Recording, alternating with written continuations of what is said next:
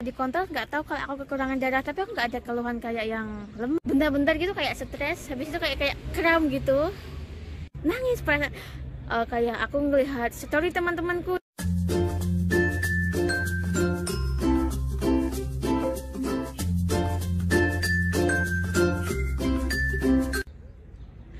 Assalamualaikum warahmatullahi wabarakatuh. Halo teman-teman semuanya, marhaba kadasal, kembali lagi bersama saya Kusuma. Oke, di video kali ini aku mau sharing tentang soal hamil dan melahirkan di Turki. Simak terus ya videonya. Oke teman-teman, jadi aku akan sharing soal gimana hamil di Turki dan juga gimana pas melahirkan di Turki.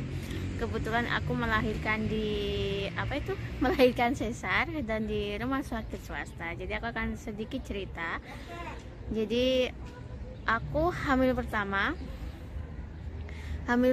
itu di sini tuh kalau kita kontrol ke rumah sakit negeri itu gratis ya, selama kita punya iqamah dan asuransi juga itu gratis, nggak dikenakan biaya. Tapi karena aku ada sakit kista, jadi aku untuk untuk kayak kontrolnya, USG-nya, jadi akhirnya dilempar ke rumah sakit swasta dan itu berbayar, meski nggak full tapi ya lumayan lah ya. Kayak setengah asuransi dan setengah biaya pribadi. Jadi aku dulu itu sampai berapa ya, aku dulu itu sampai hamil ditolak rumah sakit karena nggak berani nanganin gitu ya, karena ada kista itu. Jadi rumah sakit pemerintah nganjurin buat pindah ke rumah sakit swasta. Terus ke rumah sakit swasta pertama nganjurin lagi ke rumah sakit yang lebih bagus, kayak lebih besar gitu. Terus habis itu pindah lagi ke rumah sakit yang ketiga ditolak juga, soalnya beresiko kehamilanku. Habis itu rumah sakit yang keempat ini akhirnya ada yang mau nanganin, profesor juga gitu, tapi ini beda sama yang menangani aku kista ya. Jadi ini yang menangani aku hamil itu. Alhamdulillah ketemu dan hamilnya bisa diteruskan. Soalnya sebelumnya itu diminta buat kayak dibilang gugurin juga, gimana enggak, ya bahasanya kayak gitulah, intinya kayak berbahaya nanti kalau lebih jauh lagi kehamilannya ini. Tapi alhamdulillah ketemu sama ini profesor dan masih bisa jalan, dipantau terus. Akhirnya ya udah nggak apa-apa, harga biayanya lebih mahal tapi nggak apa-apa. Tapi udah dibilangin nanti nggak bisa melahirkan normal soalnya beresiko. Akhirnya kita ya udah nggak apa-apa, nanti sesar aja.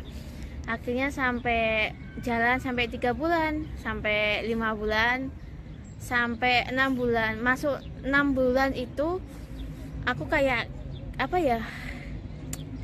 keluar masuk rumah sakit, tapi sebenarnya nggak ada gejala. Jadi kayak bukan yang lemah banget gitu, nggak tahu. Setiap kontrol gitu, namanya ya, aku lupa, anemia ya kayaknya, yang kekurangan darah itulah, pokoknya kekurangan darah itu, pokoknya itulah. Jadi kalau aku nggak dikontrol, nggak tahu kalau aku kekurangan darah, tapi aku nggak ada keluhan kayak yang lemas gitu, nggak, ya happy aja gitu ya. Akhirnya ya udah nginep aja di rumah sakit, transfer darah, dan itu kayak tiap bulan itu kayak keluar masuk gitu aja sih. Dan ya biayanya juga nggak sedikit juga sih. Tapi aku udah bilang suamiku kayak kalau emang ini bukan rezeki kita, maksudnya anak itu nggak apa-apa, suamiku sendiri juga nggak apa-apa, diikhlasin gitu. Tapi kayak aku sendiri juga masih kekeh, oke, aku kuat gitu. Akhirnya ya udah, sampai masuk 7 bulan ya. Masuk 7 bulan itu aku masuk lagi rumah sakit. Pokoknya setiap bulan itu aku masuk rumah sakit, darahnya kurang lagi gitu. Terus akhirnya ya dibilangin kalau ini sampai darahnya kayak kekurangan darah gitu, buat ibu hamil itu bahaya. Jadi kayak akan jadi anak yang kekurangan bahasanya bisa apa ya, aku juga nggak tahu lupa bahasanya, cuma kayak ya mungkin ya kayak agak cacat gitu ya, maaf. Terus habis itu tapi alhamdulillah kondisiku masih baik, cuma itu kistanya itu tiba-tiba membesar. Jadi selama hamil, selama janin membesar, kista juga membesar. Habis itu akhirnya seumur 7 bulan itu sama profesor ditanyain, kamu masih kuat nggak buat sampai ke 36 minggu atau 9 bulan gitu. Terus aku bilang masih. Ya udah kita jalan lagi, soalnya rencananya itu mau di prematur. Jadi selama 7 apa itu anakku selama 7 masih 7 usia kandungan masih 7 bulan tuh mau di prematur. Tapi aku bilang masih kuat. Oke, kita jalan sampai ke bulan depan, masih ke bulan depan gitu. Sampai 8 bulan ditanya masih kuat. Oke, aku masih kuat, tapi itu dikasih apa ya, obat-obatan sama vitamin. Jadi setiap hari itu aku minum obat, minum vitamin itu. Aduh, dan itu rasanya bener-bener gak enak banget beneran. Aku kalau inget itu, tapi buat apa ya, kayak buat ngejaga kandungan gitu. Di sini tuh bener-bener menurutku di sini tuh hamil tuh bener-bener diperhatikan ya. Jadi detail banget. Setiap bulan harus ambil darah, harus kontrol juga perkembangan janinnya, bener-bener diperhatikan sih menurutku. Soalnya juga ini hamil pertama aku. Jadi bener-bener diperhatikan apa itu kayak layanannya juga bagus, detailnya juga bagus gitu. Jadi bener-bener dikontrol anaknya nanti ada cacat nggak atau gini nggak. Sebelum nikah juga sebenarnya, sebelum nikah kita itu nanti ada tes darah gitu. Jadi kayak apa ya, resus atau apa ya namanya, lupa.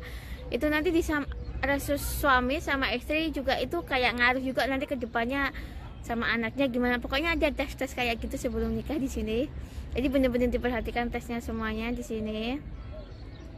Nah, habis itu kan udah usia ke 8 bulan masih kuat.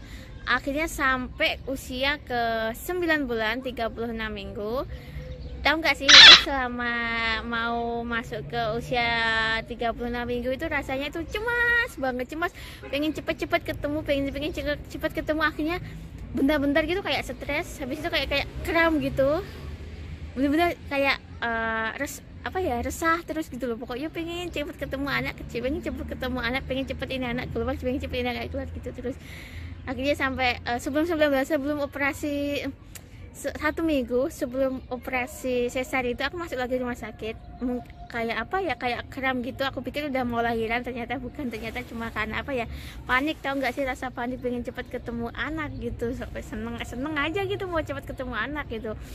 Nah, habis itu akhirnya 1 hari sebelum kelahiran kita datang ke rumah sakit. Aku sama-sama kita ke rumah sakit.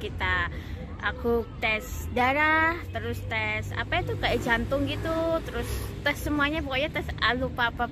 Pokoknya sebelum operasi aku tes itu 1 hari sebelum tes, sama Regis juga. Akhirnya terus jam pagi aku operasinya kebesokan. Berarti lahir itu hari Jumat, pokoknya hari Jumat pagi. Aku sore sampai malam disuruh puasa. Terus pagi jam 7 kita berangkat dari rumah sampai rumah sakit jam 8. Kebetulan rumah sakitnya lumayan jauh ya, jadi kayak rumah sakit bener-bener besar gitu. Terus kita nunggu sampai operasi, masuk ruang operasi jam 8:30 kayaknya. Pokoknya aku datang itu cuma nunggu setengah jam. Regis ini itu. Habis itu aku langsung masuk rumah sakit, dicek dulu detak jantungnya gitu. Dan alhamdulillah jam 9 itu udah keluar anaknya. Nah, rencana pertama itu kita itu operasi bayi sambil ambil kista. Rencana pertama kita gitu. Tapi setelah ternyata kistanya gagal diambil. Jadi profesorku yang ini nggak berani ambil kistanya soalnya beresiko bakal kehilangan banyak darah. Soalnya pas hamil aja aku kekurangan banyak darah, apalagi nanti ini ambil kistanya bener-bener beresiko. Jadi nggak berani, akhirnya cuma ambil bayinya aja. Terus disarankan nanti 1 tahun setelah melahirkan itu lahiran bisa operasi kista. Jadi akhirnya udah keluar, bayinya udah keluar. udah pokoknya udah tenang, udah lega gitu, udah lega. Aduh, dan habis operasi sesar itu aku selesai jam berapa ya, pokoknya aku baru sadar itu sekitar jam 11-an mungkin udah sadar. Malam itu udah disuruh jalan beneran. Malam udah disuruh jalan. Jadi di sini tuh nggak tahu kalau di Indonesia gimana, tapi udah jam pokoknya aduh, kalau bius hilang tuh rasanya luar biasa ya, tahu sendiri namanya kulit dibelah gitu ya. Aku udah teriak, aduh panas, aku bilang sama suamiku, udah aduh panggil dokter, panggil perawat, suruh kasih obat apapun biar aku tidur. Itu bener, suamiku sampai stres gitu ya. Terus akhirnya udah keesokan harinya baru baikan gitu, udah agak apa ya, rasanya nyerinya udah agak hilang gitu. Akhirnya udah latihan jalan, udah bisa menyusui, alhamdulillah. Baru lahir asiku udah lancar ya, jadi udah bisa nyusuin Elif. Habis itu aku tinggal di rumah sakit 2 hari, Jumat, Sabtu, Minggu baru pulang gitu. Alhamdulillah lancar semuanya. Dan untuk biaya sesar di sini ini enggak jangan dibuat patokan ya, maksudnya setiap rumah sakit beda dan setiap kondisi orang beda. Aku dulu operasi sesar di Turki itu habis 6 juta. Sebenarnya kalau aku dulu kalau andaikan aku ambil sama kista itu habisnya 12 juta. Itu kurus yang dulu ya, jadi beda sama kurus sekarang ya. 12 juta. Tapi karena pertama dikasih nota 12 juta, terus mertuaku datang ke dokter, kok 12 juta kok mahal gitu loh kan, padahal kita nggak jadi operasi kista. Oh ternyata lupa kalau nggak jadi ambil operasi kistanya, jadi akhirnya jadi separuh, jadi 6 juta. Akhirnya 6 juta itu udah dapat fasilitas udah sama ruangnya 2 hari Jumat, Sabtu, Minggu, 3 hari 2 malam. Itu ruangnya udah bagus juga, udah dibilang VIP, udah bagus lah pokoknya. Ada ruang tamunya juga, ada dapurnya juga, pokoknya bagus lah tempatnya, bagus menurutku, udah fasilitas. Terus tapi nggak tahu sih kalau rumah sakit lain gimana, soalnya beda-beda rumah sakit. Terus habis itu aku udah lahiran gitu. Habis lahiran gitu ternyata jadi ibu itu nggak semudah yang saya bayangkan, teman-teman. Aku kena baby blues. Itu kayak apa ya? Oh bentar, Elif setelah lahir setelah 5 hari dia kena sakit kuning, jadi kayak kekurangan sel darah putih kalau nggak salah ya, akhirnya satu hari tinggal di rumah sakit, dan disinari inkubator lupa aku ya, itu masuk terus disinari ultraviolet gitu. Aduh, dan itu kan aku tinggal di situ soalnya harus ngasih ASI dia, jadi aku saat itu jahitan masih basah, tapi nggak apa-apa, bener-beneran nggak ngerasa sakit. Aku tahu anakku sakit kuning itu nangis gitu, takut kenapa gitu, yang namanya juga susah juga, aku punya anak ya, nanti ke depannya juga nggak tahu, nangis gitu. Tapi bener-bener udah hilang rasanya, nyeri di perut habis di sesar tuh bener-bener hilang karena udah kepikiran anak ya. 1 hari gitu ya, udah akhirnya udah keesokan harinya udah boleh pulang, alhamdulillah. Udah kayak sel darahnya putih udah naik gitulah intinya. Nah habis itu setelah itu udah kayak habis lahiran gitu ya, udah lepas, aku juga udah lepas jahitan, setelah 10 hari, pokoknya setelah 10 hari aku udah lepas jahitan hamil. Jadi aku perutku dijahit ya, bukan yang kayak kalau sekarang kan ada model kayak lem gitu, aku enggak. Soalnya sebelum aku hamil itu, karena aku udah pernah ada operasi kista, jadi kayak jadi nggak bisa kalau disuruh kayak ngelem gitu, nggak bisa, jadi harus dijahit. Akhirnya soal jahitan gitu, aku kena baby blues, aku kena baby blues itu sekitar 1 bulan itu ya. Perasaan yang kayak kita nangis sendiri, nggak jelas gitu, ngelihat anak nangis, ngelihat suasana itu nangis gitu. Padahal tuh suami sama mertua itu baik banget, malah nggak bantu ngurus semuanya. Aku cuma kayak tidur makan, nyusui, tidur makan, tapi tetep aja kayak nangis. kayak aku ngelihat story teman-temanku di Instagram gitu yang lagi happy gitu, nangis cepet pengen pulang ke Indonesia, teman-temanku kumpul nangis ngeliat pengen pulang ke Indonesia. Soalnya aku kayak bayangin gitu, aku ngajak anakku yang masih bayi gitu kumpul sama teman-temanku gitu, hayu kayak gitu, ngeliat gitu nangis beneran, kayak merasa kayak apa ya, ngerasa kayak jadi ibu nggak baik. Terus pokoknya intinya tuh kayak saya itu nangis gitu, kayak perasaannya tuh nggak tahu tiba-tiba kayak muncul.